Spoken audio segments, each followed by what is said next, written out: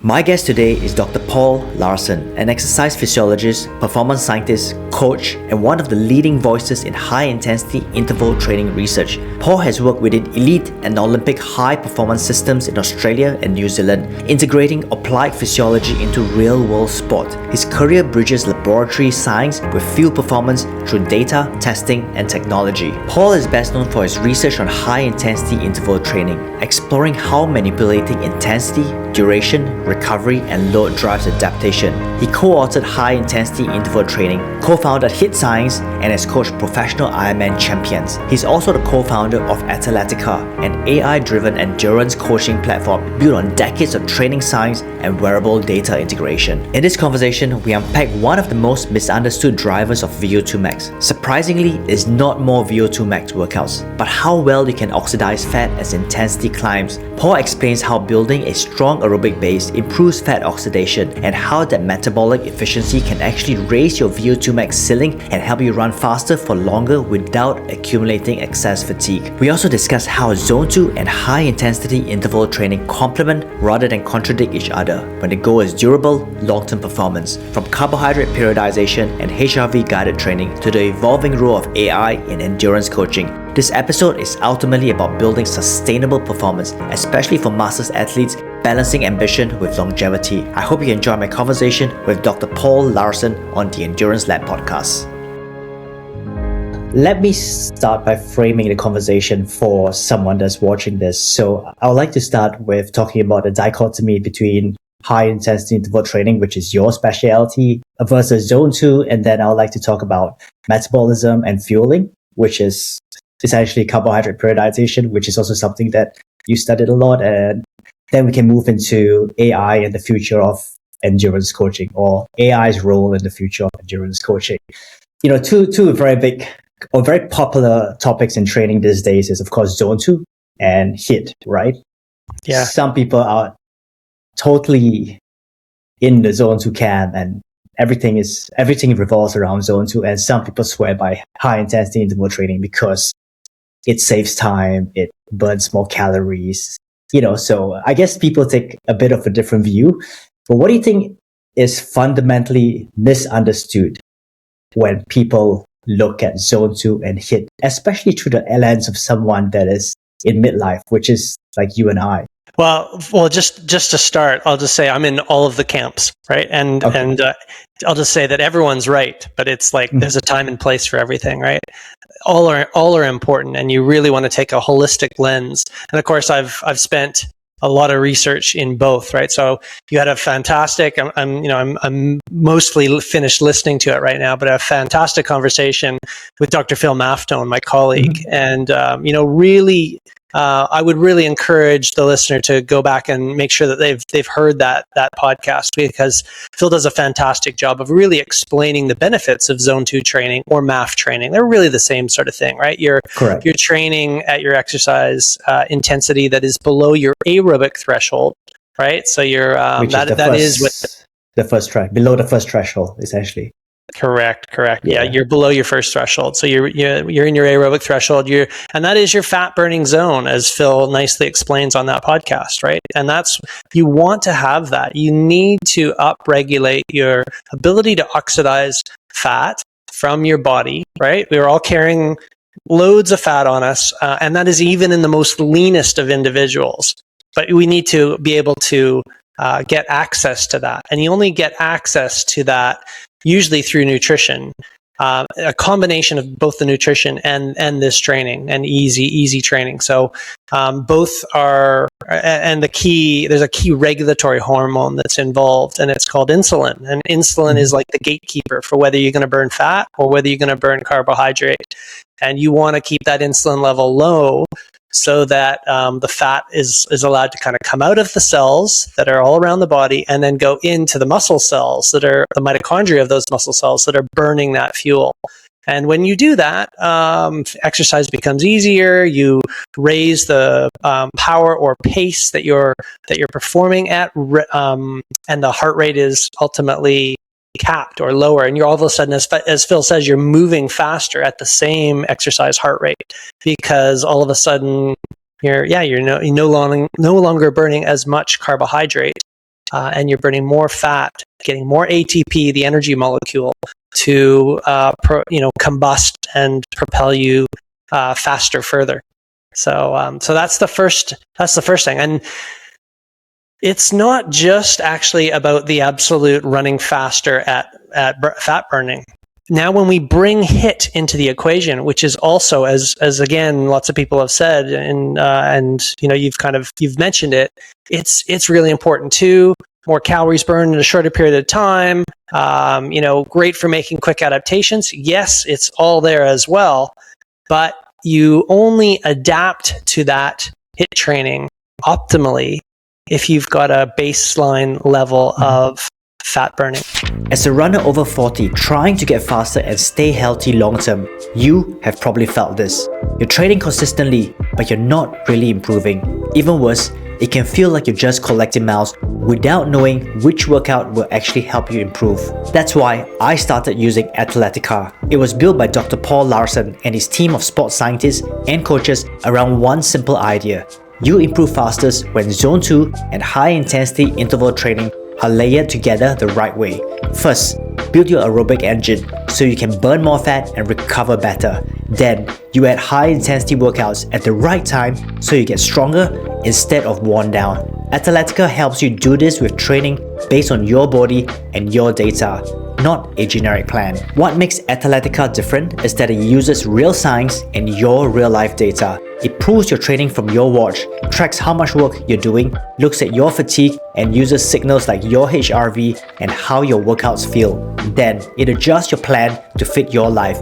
You also get a built-in AI coach, so when you're not sure if you should be pushing hard or taking it easy, you get clear, science-based advice made just for you. If you want to try it, Athletica has a deal for my audience. Use code JUSTMAN at checkout and you get 15% off.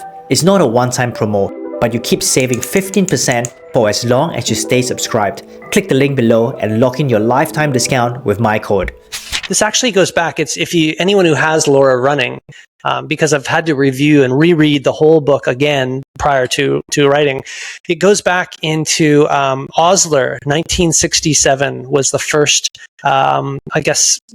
coach that laid down the laws or what he was observing in the field, and he called this phenomena adaptation energy.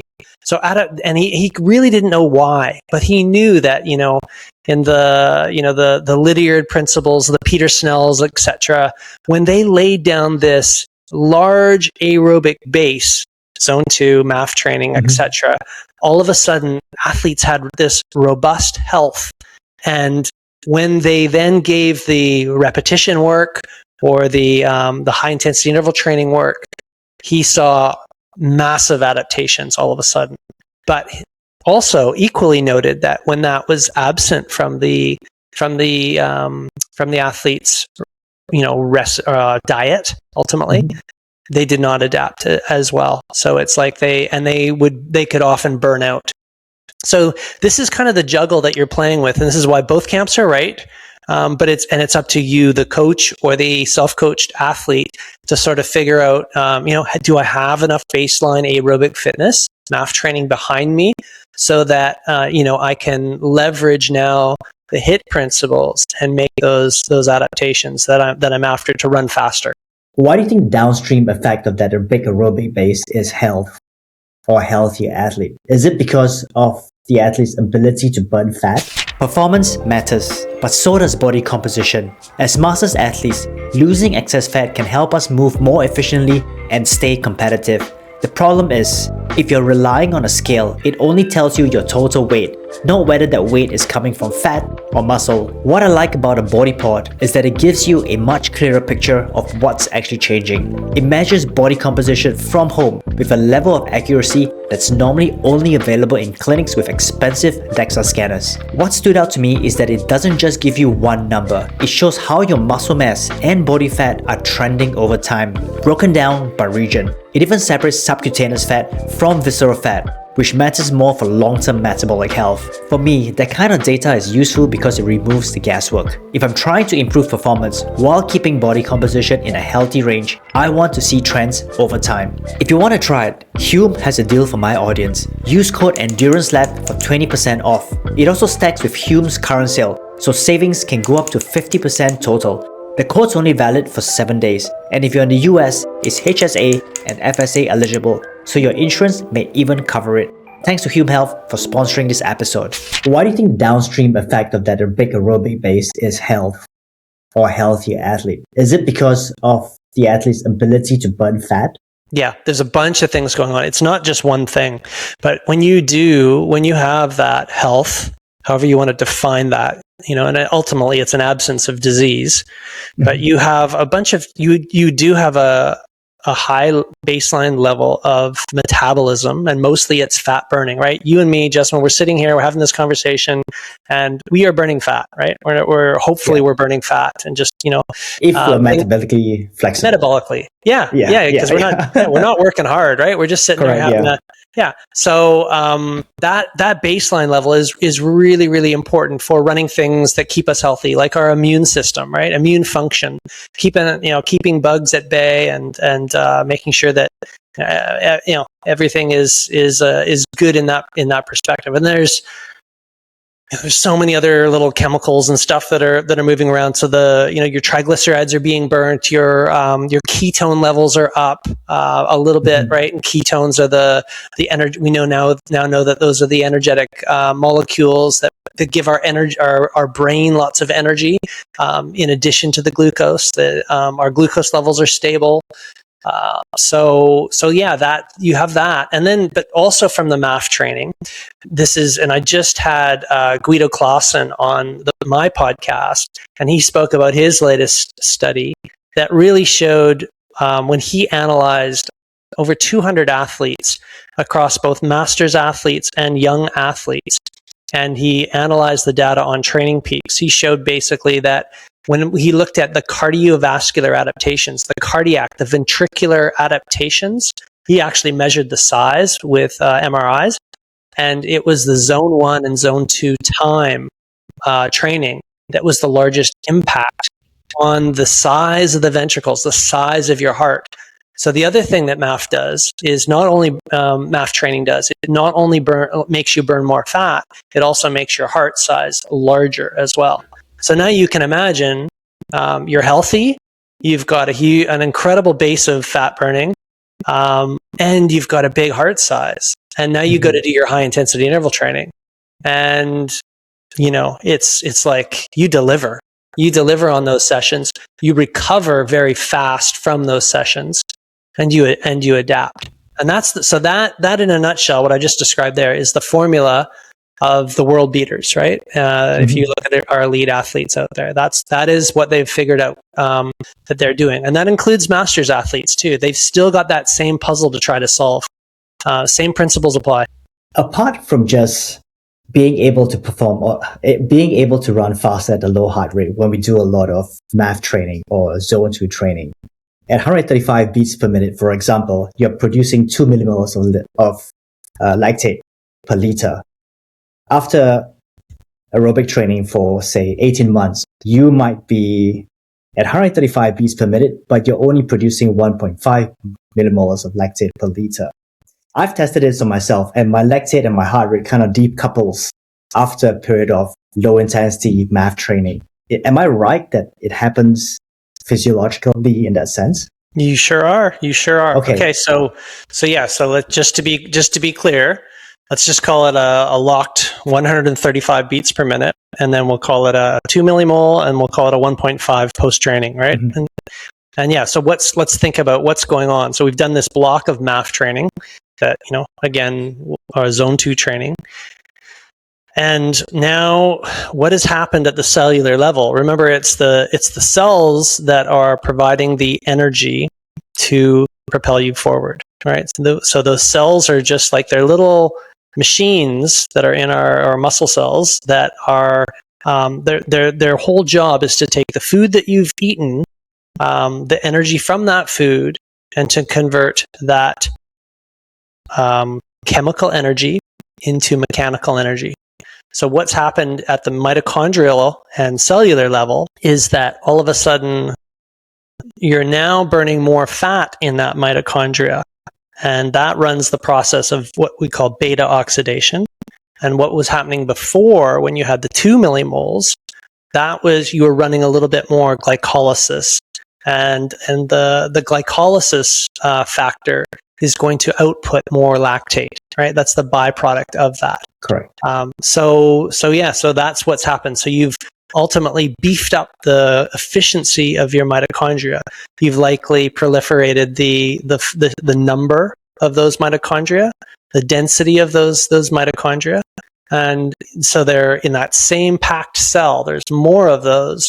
And as a result, the energy is still the same in that one little area, but now more of that, the energy production is coming from fat as opposed to carbohydrate. So lactate will go down. So that all these things are sort of happening in tandem, and even the heart size too, right? So the heart size, like there's a subtle increase in the efficiency of the heart too, right? So there's even more oxygenated blood that's being driven forth. More substrates are being driven into the capillaries as well. It's never one thing, but the phenomena that you're describing. Certainly the lower lactate at the same heart rate is the output. And that's probably the thing that the coach and self-coached athlete, that's what we care about, right? And that's what we aim to have, right? yeah, for sure. We want to move faster and feel and have it feel easier when we're moving fast. Yeah. So that means someone's zone 2 is actually moving upwards. Yes. So, okay. And it goes closer towards the second lactate threshold. Well, yeah, but then your second lactate threshold is also increased too, right? So the whole, everything moves up, and like VO2 max goes up too, right? Like you do a complete shift of the curve. Everything gets lifted when you do this. Mm-hmm. That's what a lot of people don't really realize, or they tend to forget, is that this the MAF training and the fact that you've upped your call it your MAF zone or your zone 2, what you've just described. Maybe you're only looking at that, but what's hidden are the maximal values. Those have also increased. So why all this stuff is important, Justman, kind of relates to this really cool study that I was fortunate to do with Professor Steven Seiler. And it's interesting, but this study actually is why Phil and I came together. So we published this study. Hopefully you can include the link for the listener, but it's titled Rethinking the Role of Fat Oxidation, Substrate Utilization During High Intensity Interval Training in Well-Trained and Recreationally Trained Runners. It was done by the late Ken Hedlund. He was Steven Seiler's PhD student. But Phil picked this paper up after it was published, and he's like, I've been trying to prove this my whole entire life, and you finally did it. So what we did, we took two groups. We took a group of recreationally trained athletes, training 3 times a week. And then we took a group of very well-trained athletes training like 10 times a week, right? They were doing 2-a-days. They were orienteers from Norway. So this study was done in Steven's lab. It was done in Norway. And really, we kind of compared the substrate oxidation, carbon fat, during progressive exercise tests, as well as the oxidation during interval training in these two groups. And what we found, and this was fascinating, and this is, it was to us at the time, because we always thought that high intensity was related to carbohydrate oxidation. But that was the opposite that our data showed. In the intervals that were run, it was the fat oxidation that was eliciting the best relationship with overall performance. In other words, it was those orienteer athletes, the well-trained athletes. They were burning more fat at high exercise intensities, and this was like above 85% of VO2 max. And then, going back to VO2 max, it was the fat oxidation level that was related to VO2 max. In other words, if you had a high fat oxidation level during your interval training, you had the higher VO2 max, which makes perfect sense because of what I was kind of saying. You make more mitochondria in there. Those are the machines that are going to uptake the substrate and be burnt to make it look like you're consuming more oxygen, because you are. So it's that whole baseline level is really important for the high intensity stuff. That's kind of my point. So I guess The aerobic training is going to help someone get fat adapted. So the amount of fat that can be oxidizing when they're doing the high intensity work at VO2 max is going to increase. Correct. Is that right? That's exactly it. But we for whatever reason, maybe it's through the just our thinking around nutrition and stuff. And if you do a single progressive exercise test, sure enough, you're burning more carbohydrate at the end of that test than you were in the beginning. But it's like that's blinded. That finding, I think, has blinded the fact that over the long haul, you actually want to burn more fat at the high exercise intensity because that's going to be related to your overall high output, right? And a lot of us are tuning in here because we want to run faster and we want to perform well. So that's sort of how you do it. You want more fat taking up the energy at the high exercise intensities. And that's elicits a higher VO2 max. Can I add that we want to run faster for longer? Yeah, we do. and that's why fat is very important for the longer part, right? Because if it's just faster and it's 20 seconds, it can be 100% glycolytic. But if you want to run faster for longer, like a marathon or an ultra, then fat really plays a very prominent role. Oh yeah, it's everything, and it's an unlimited source. Don't forget too, right? Like it's pretty much for argument's sake, like it's.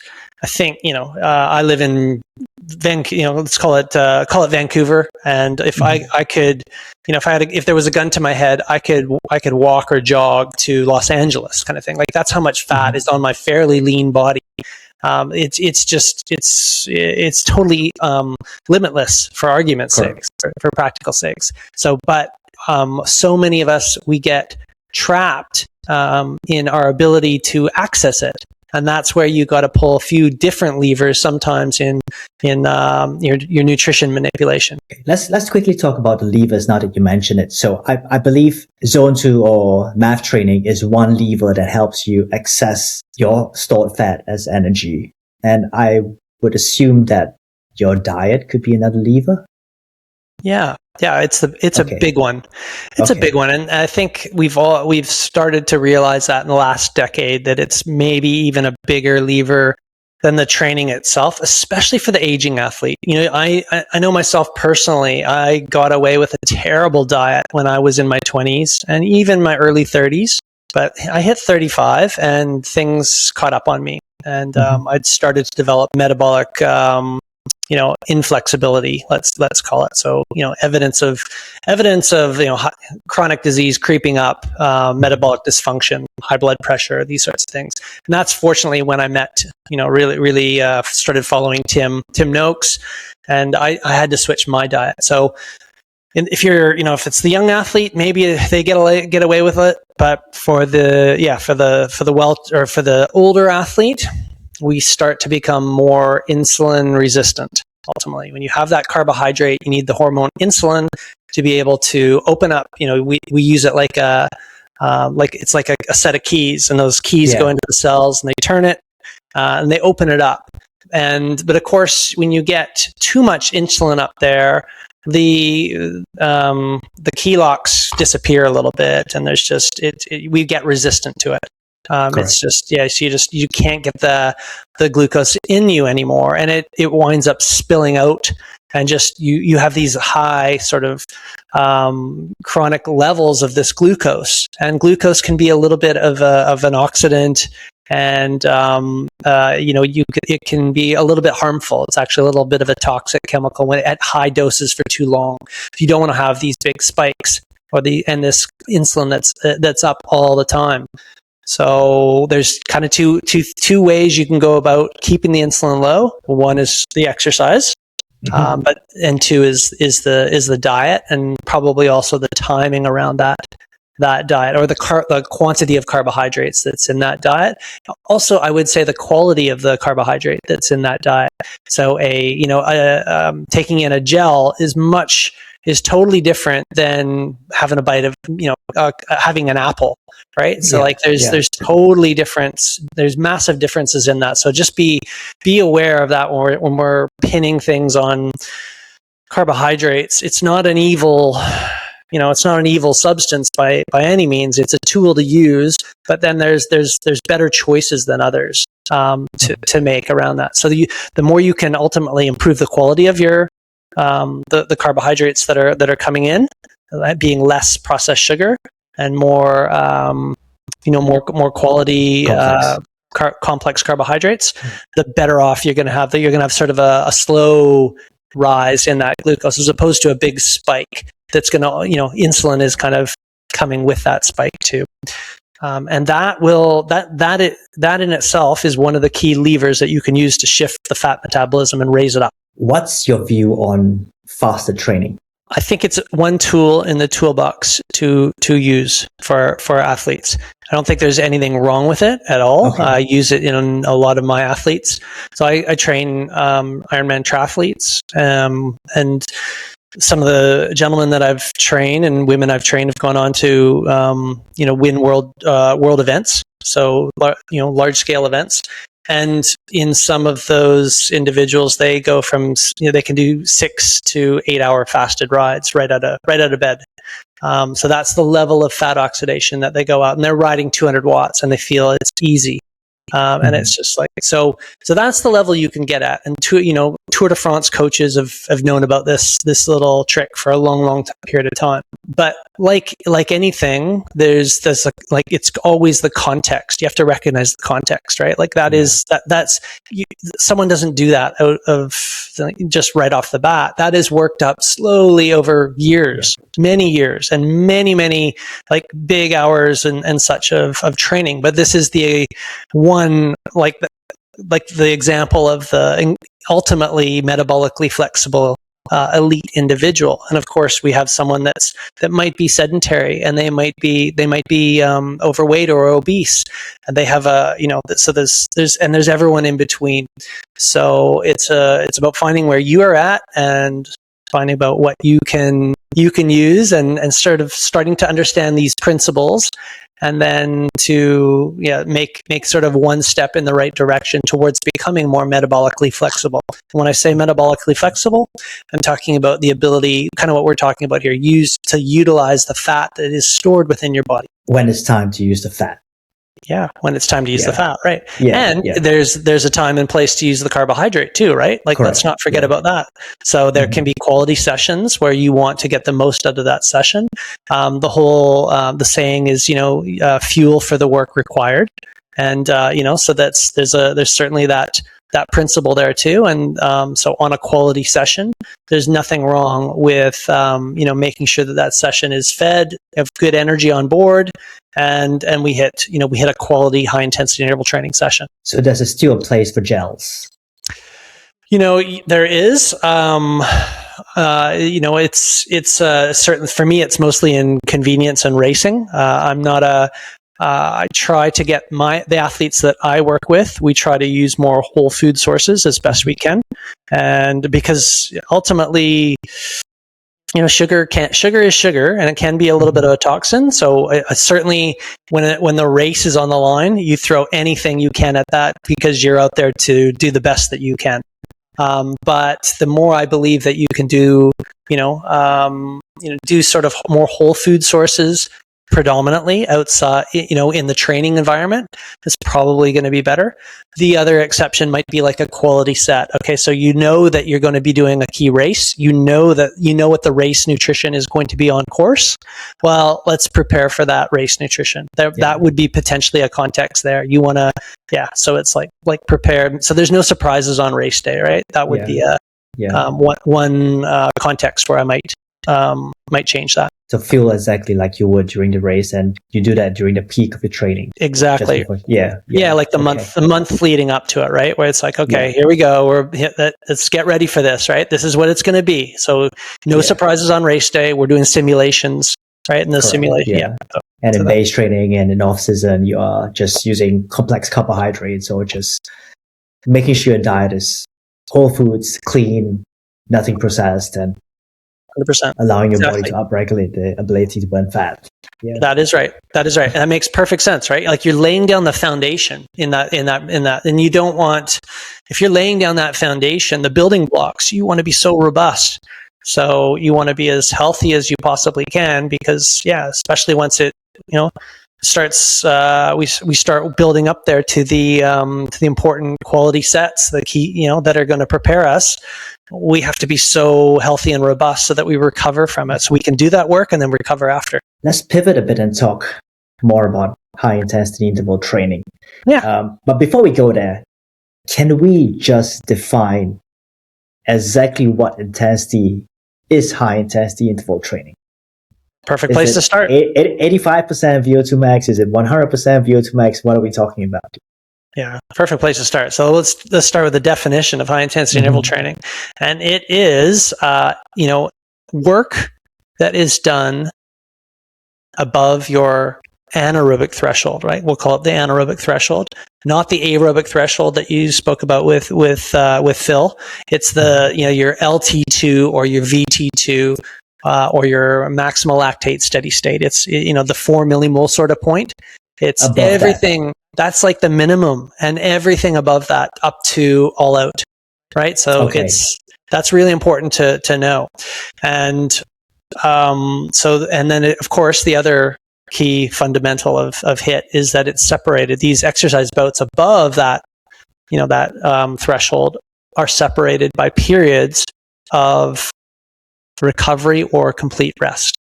And what was discovered, I guess, long ago by our foundation coaches was that you could accumulate more work at that high exercise intensity if you broke it up, compared to if you were just going to go long and hard at that red line, power or pace. That's when interval training came about, right? Correct. Yeah, because you want to accumulate time at that high exercise intensity. And because if you do, you just think about it, you're giving the signal for further adaptation in the larger fiber types, right? So we haven't really spoken too much on the podcast yet about slow twitch versus fast twitch. We all have a blend of these, slower twitch all day, unfatigable fibers, but we also have these highly fatigable but very powerful large motor units and muscle fibers. And HIIT is going to stimulate that. Exactly, right? So the MAF, if we're just going to do Phil MAF tone training, and that's all we ever do, then you're never really going to touch those larger fibers, right? And you sort of, to get that optimal adaptation, you want to hit the larger motor units. And I should just back up and say, I've spoken to Phil about this. He goes, do you think Mark Allen and I never did interval training? Goodness sakes, right? Of course we did, right? But it was a time and place. But it sometimes comes across to people that Phil only talks about math training. For sure. I just had a comment on the podcast that I did with Phil saying that he seems to put off high intensity training.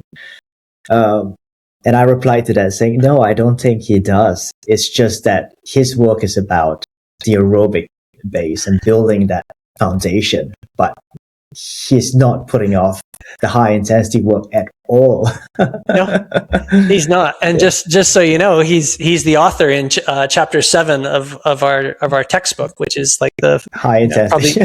He's the writer of chapter 7. So of course he knows all about HIIT, right? But he is known. He's the math guy, so yeah. Of course, he talks about the math, right? Yeah, for sure. But there's, again, back to Osler's adaptation energy, you want to have that foundation layer, because you throw the HIIT on top of that, and then you're going to adapt to it. So back to the big fibers, right? The fast twitch fibers. We want to stimulate those because we want those to adapt too. We want them actually to become more fatigue resistant and to develop more mitochondria themselves. And really cool review came out from colleague David Bishop, and this was just last year. And he said in that review paper that the type 2A fibers, they have the capacity, if stimulated properly, to develop the same level of mitochondrial proliferation as a slow twitch muscle fiber. So but you have to give it the right the right dose of signal, right? So you gotta think about signals. Like, okay, I want to provide the signal to that larger fast twitch muscle fiber, grabs more mitochondria, which we know burn lots of fat and doesn't produce a lot of lactate, right? You were talking about the lactate, but it's still going to provide that energy. So that's what, your Kilian Jornets or your Christian Blumenfelds, that's what they can do, right? With their larger motor units. Granted, they probably don't have too many of them, but in the ones that they do, they're very switched over to the type 1 phenotype or the mitochondrial phenotype. And that's what you're doing when you're doing HIIT training if you do it properly. The anaerobic threshold, what percentage of VO2 max is that, so we can frame that for the viewer, as well as maximum heart rate, so they understand what we're talking about? Sure. So it's roughly 85% of VO2, but it's going to vary. So the higher, and again, the more deep into your training that you go, the higher percentage of the max it's going to be.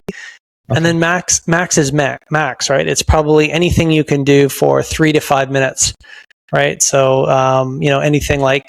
anything from 1,500 meters to 3,000 meters you're going to be right at VO2 max in that sort of area, if in the running context, all out.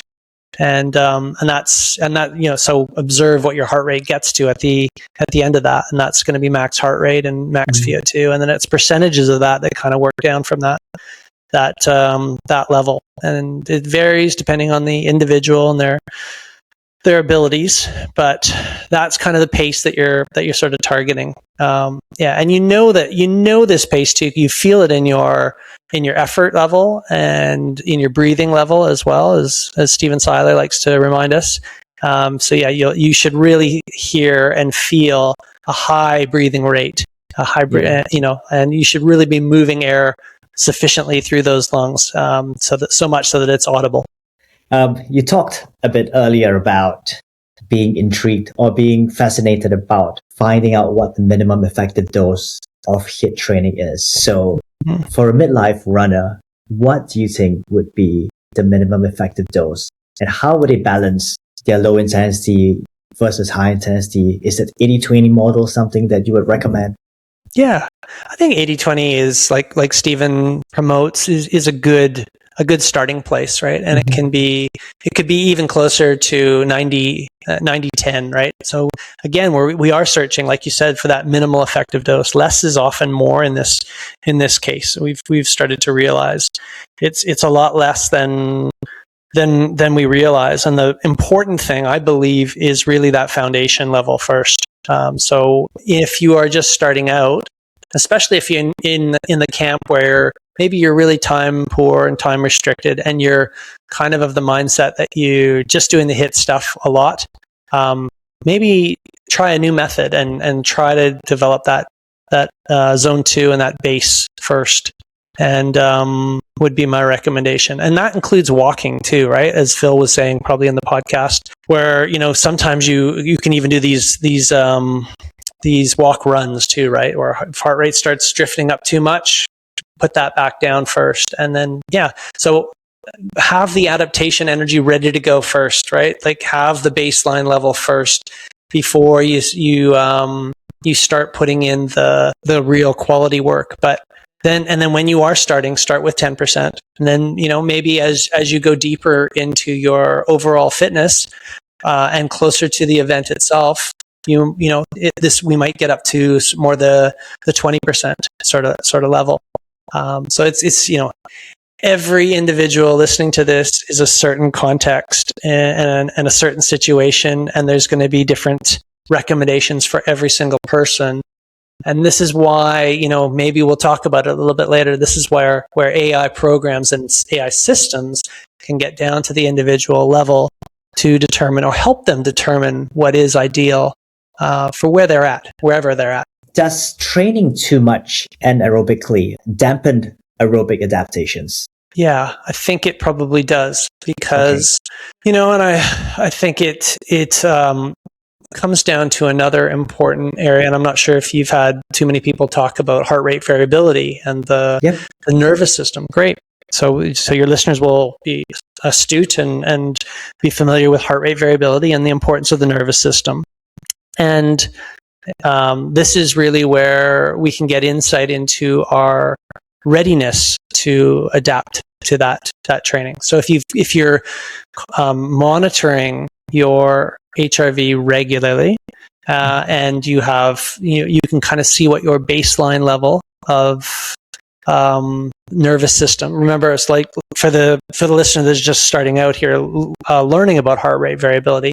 Remember that we're getting it at the heart, but it's giving us a signal of the nervous system balance, right? And you have your parasympathetic system, which is your rest and digest system. In other words, this gives us this is very active. It should be very active when we sleep. And then we also have our sympathetic nervous system, which is, of course, maximally activated when we're doing HIIT training or when we are doing a race, right? So, and we swing between the different levels of that. And HRV is directly connected to the vagus nerve and that with the heart. And when we're monitoring that through using methods like, we can use the Garmin system or a ring or Whoop strap. There's so many different ways, right? But you can get that regular indicator of where you're sitting in a repeated measures system where it's like you're monitoring at the same level every evening or every morning when you wake, and you get this regular level of where that recovery and adaptation sort of sits. And sometimes over time we swing, and it's the HRV is rising up, and that's a good sign that we are adapting to the work that we're doing. And then, of course, in a stressful situation, we, work, personal, emotional life challenges, life, exactly, work issues, spouse issues, whatever it might be. This is, you will see your HRV fall and tank. And then the other thing that also makes HRV tank is too much HIIT training. So you want to, if you're actually monitoring this regularly, then you can do the right type of training to be able to help you yourself adapt. In other words, if all of a sudden your 7-day running average of HRV is below your 60-day normal being monitored, you're not in a good sign to do HIIT training. If you go and do that HIIT training, you're not going to adapt, and you're wasting your time. And the HRV-guided training studies, and there's a whole meta-analysis on this.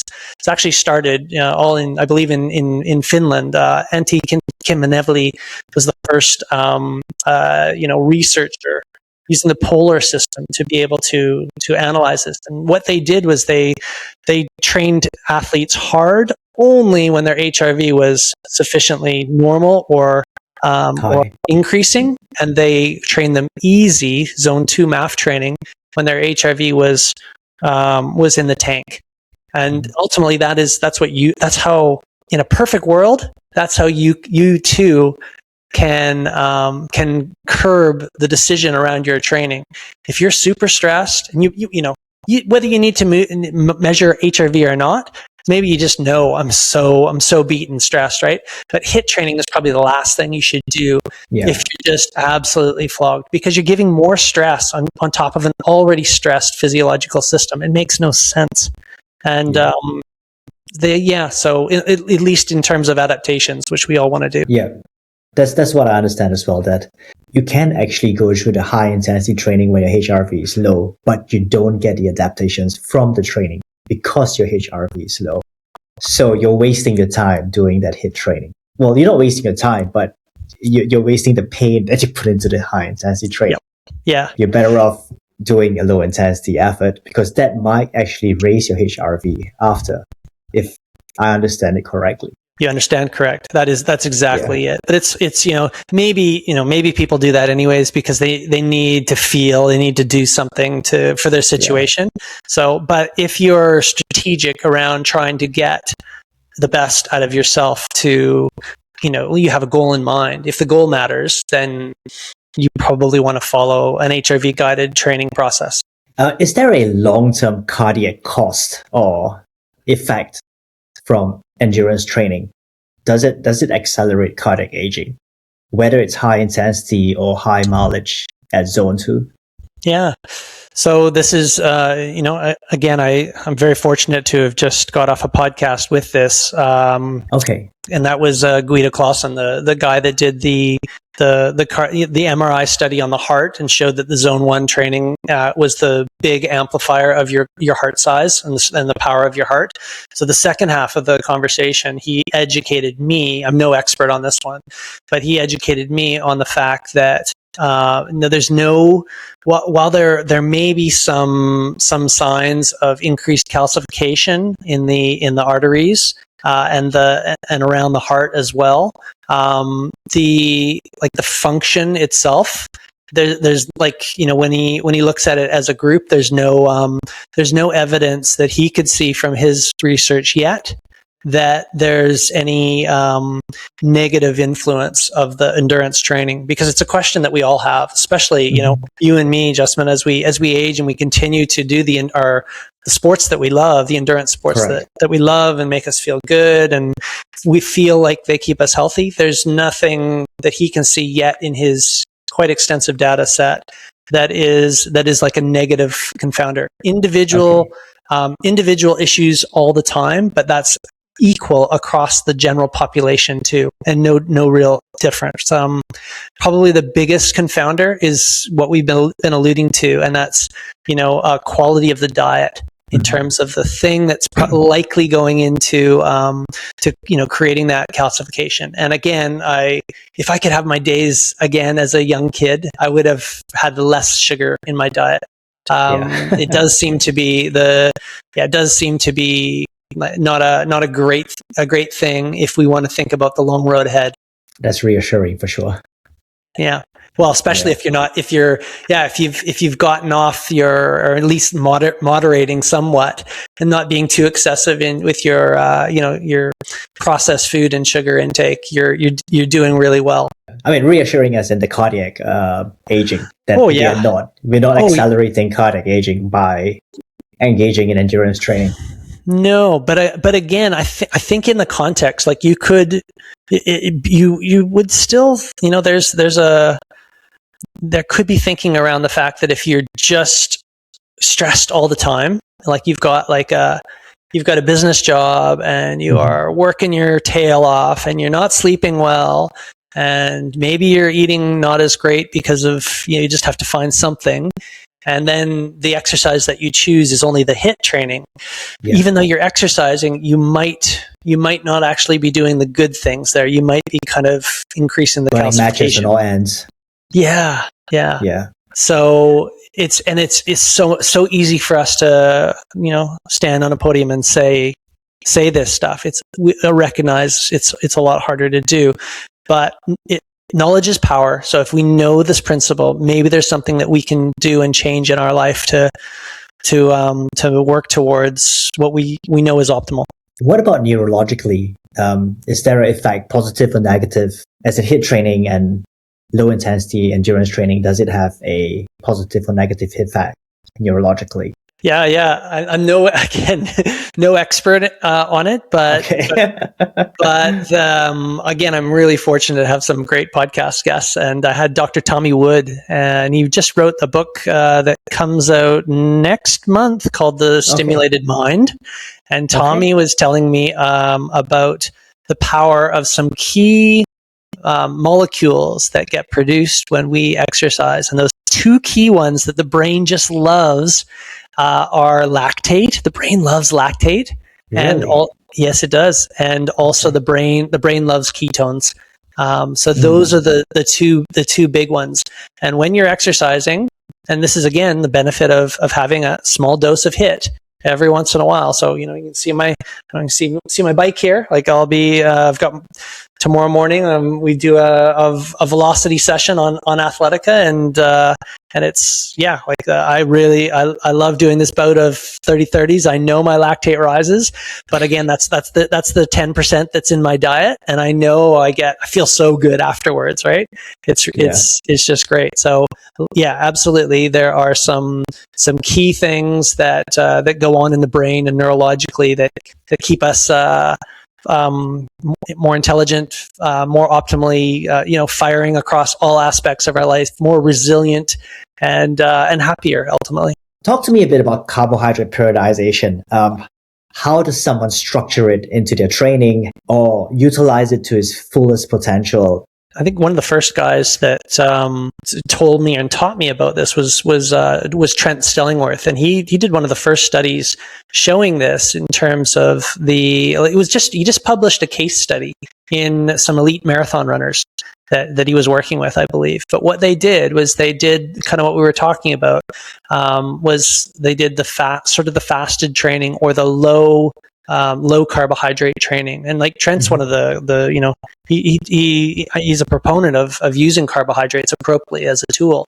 But training low is a great opportunity and a lever that you can certainly pull.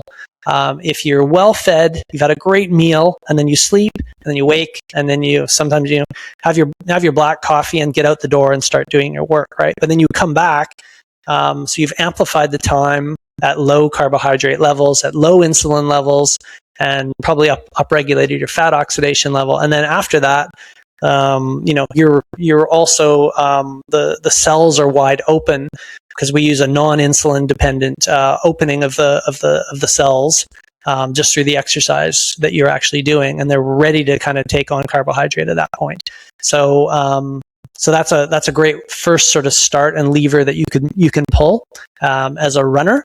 And then conversely, on the other side, like again, keep the overall blanket diet as whole food as possible, and then and eat to hunger. If you're ever hungry, you should eat, and then if you're not, there's no reason to eat. So use the apostat, the natural levels that are in your mind and your brain that are available to you to help guide you in terms of what you need. Protein, obviously, getting a lot of play right now, very important. Keep sources whole food. And then, now you've got a key set to do. Make sure, let's get up for this. And do we need something to make us feel better so that we can focus on actually doing this work? And that can be any source of carbohydrate that is going to make you feel better. My preferences are the complex carbohydrates.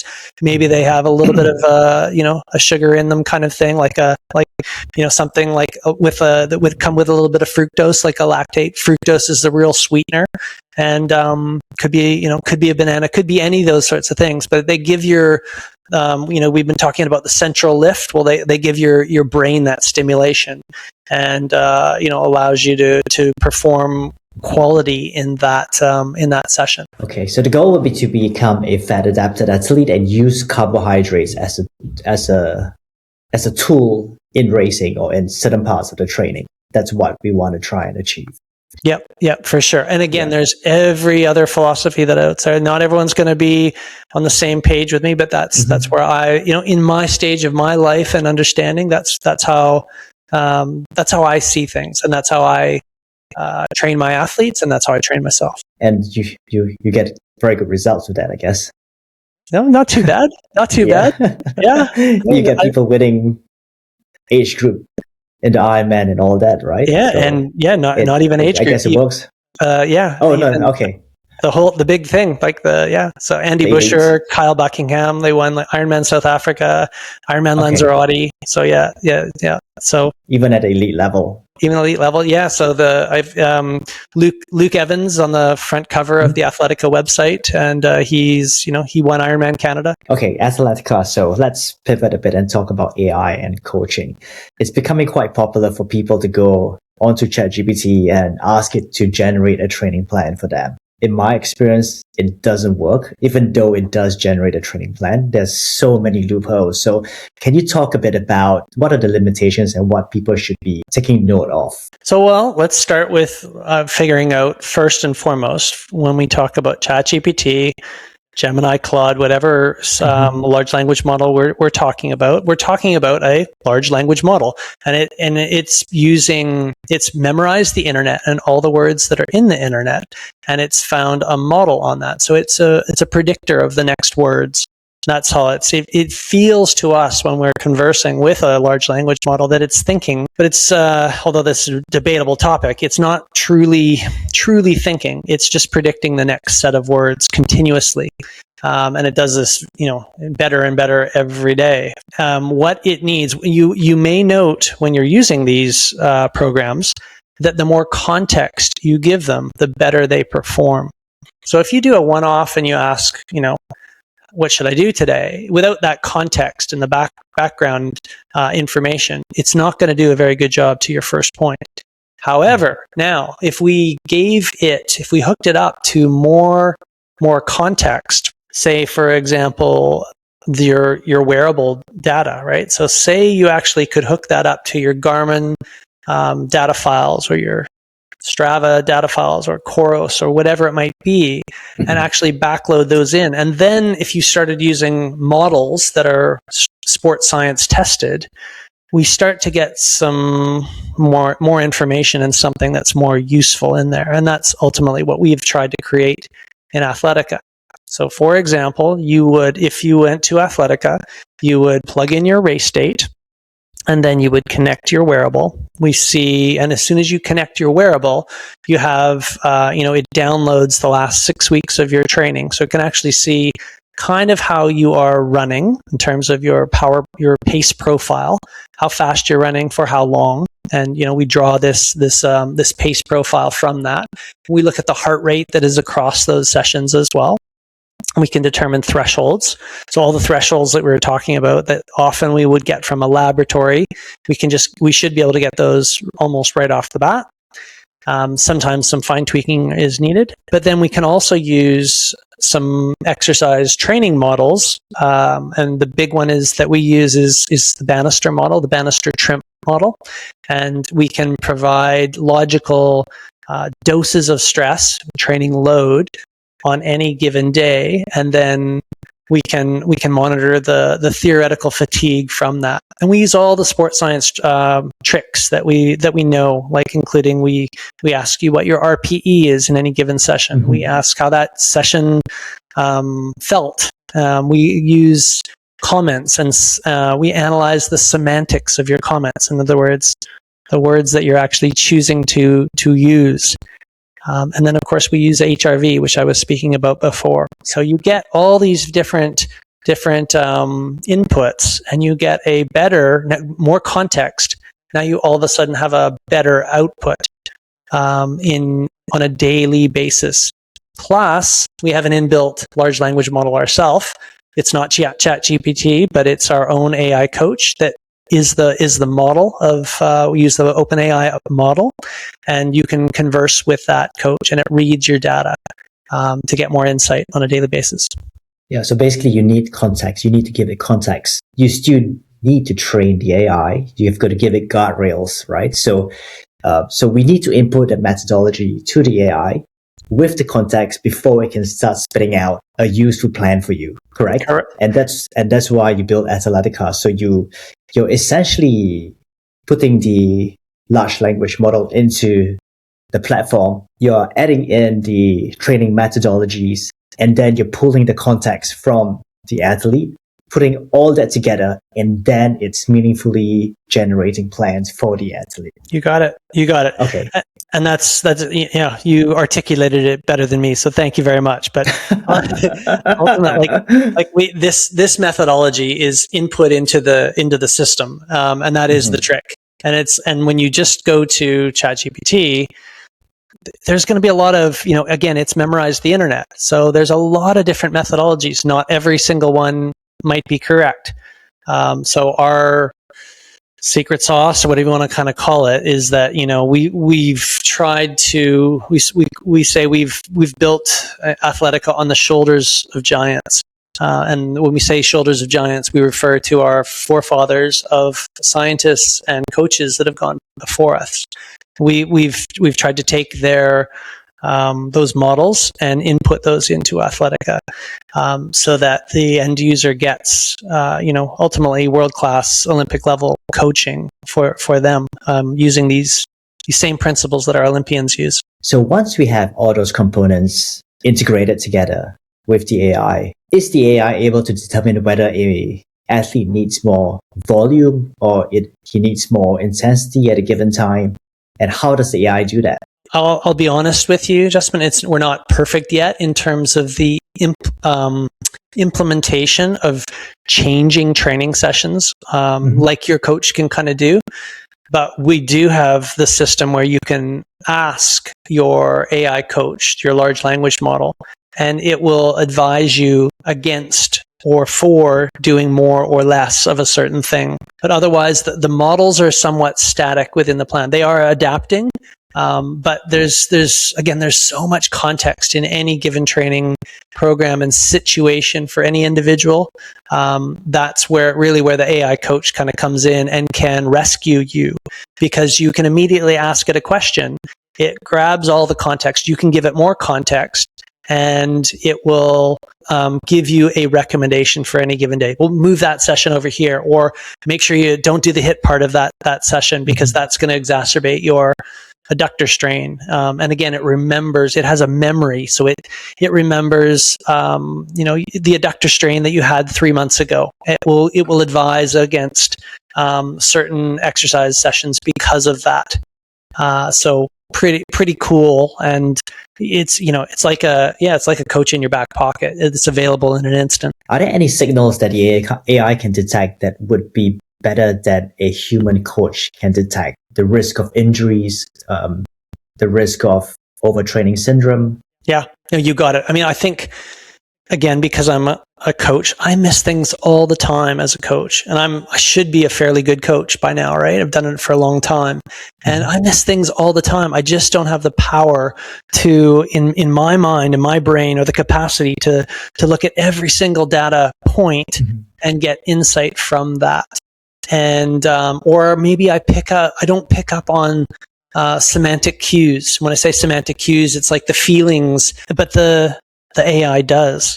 It flags those, and that's really powerful. So there are areas I am seeing in Athletica that are doing a better job than I can do as a coach. So it amplifies coaching.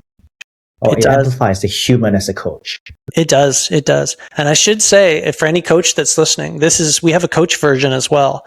And this is where, it's the coach version's in a little bit more of a beta mode, but we are building out the coach version as well, for this exact reason, because coaches need a place to have an assistant that can leverage this technology as well. And we are by no means saying that coaches are not of immense value. They are, because they, again, back to the context rule. Context is number one. The coach can have that interpersonal relationship and help the athlete work through various different issues, but they can still leverage these tools to help them and the team do that even better than we've done in the past. Do you think we'll get to a point whereby the AI coach can account for psychological stress, the chaos of life, motivational fluctuations, and all that? Yeah, I think maybe if you'd asked me a couple of years ago, I'd say no way, no chance. But I'm seeing more and more fascinating technology that does hint that there's just this, especially from language. You get so much from language.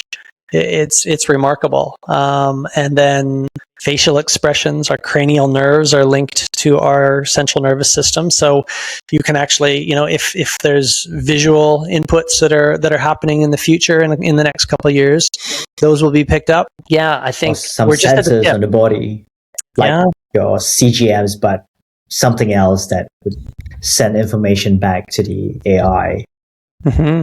Yeah, well, let's talk about that. There's some, I'm sure you've heard of the TimeWear shirt, right? That's measuring ventilation, right? So there's ventilation is a fascinating one. And again, that's totally linked with your ventilation thresholds, but also how stressed you are and probably your MAF level, or your fat burning.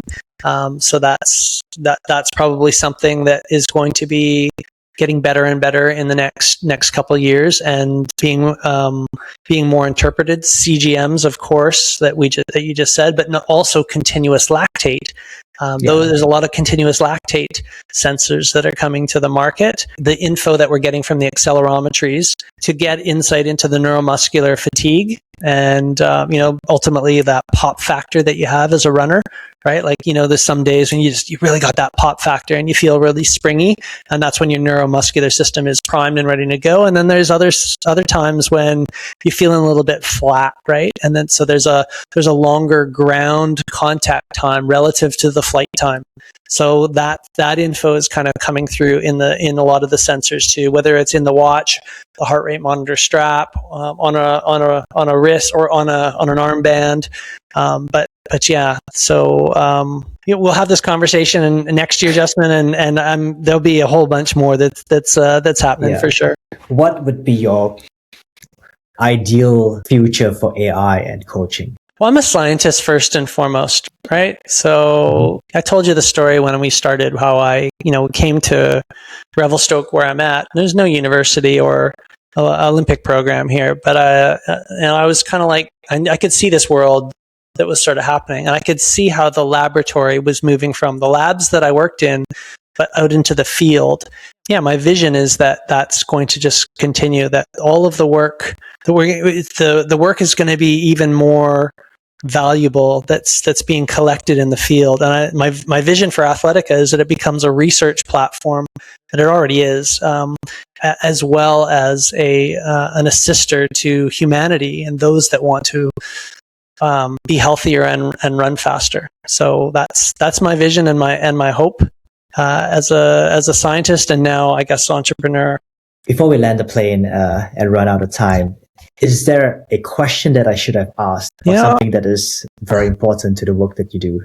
Again, if I can just have the floor for a moment, it's really that I just want to express it's not easy what we've done, and the team that's behind this program, Athletica, are just absolutely incredible individuals that have believed in what it is that we're building, and that goes across both businesses, both the HIIT Science and Athletica.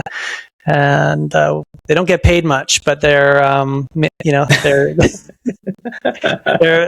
being paid. The passion is really high, and not only the individuals in the companies, but also all of our, like, the team that use the product and help us build the product, that believe in what it is that we're building and why we're building it. And so just nothing but just want to express gratitude for you as well, Justin, in having me on. And if anyone has any questions as well about the platform, about HIIT Science or Athletica, I'm easy to find over at the Athletica forum. Yeah, I'll definitely link to all of that in the show notes. Amazing. Thank you so much, man. And before I let you go, my final question to you, which is a question I ask all my guests, is what does endurance mean to Paul Laursen? Wow, great question. I think endurance to me means non-fatigability. And again, I'm stealing words from a friend and podcast guest that I had, Guillaume Millet, and he's an ultra runner and also a researcher in fatigue, and but ultimately it's your ability to last, and that's not just in the exercise that we do, but also in life. And so just to be vitality and getting the most out of life, and being able to resist the stresses that we're under, and we're all under so much stress, right? So that endurance is, whether it's physical, psychological, emotional, it's just your ability to endure, and hopefully we're all doing our part to help others to endure out there as well. Beautifully said. Paul, thank you so much for being here. Thank you for sharing. It's my pleasure. Thank you so much for having me on, Justin. Awesome. Love the convo. All the best to everyone. If there were topics in this conversation that you'd like me to go deeper into with this guest, leave them in the comments. If there's enough interest, I'll invite the guest back onto the show and dedicate an episode to a deeper follow-up conversation. Thanks for watching all the way through, and I'll see you in the next episode.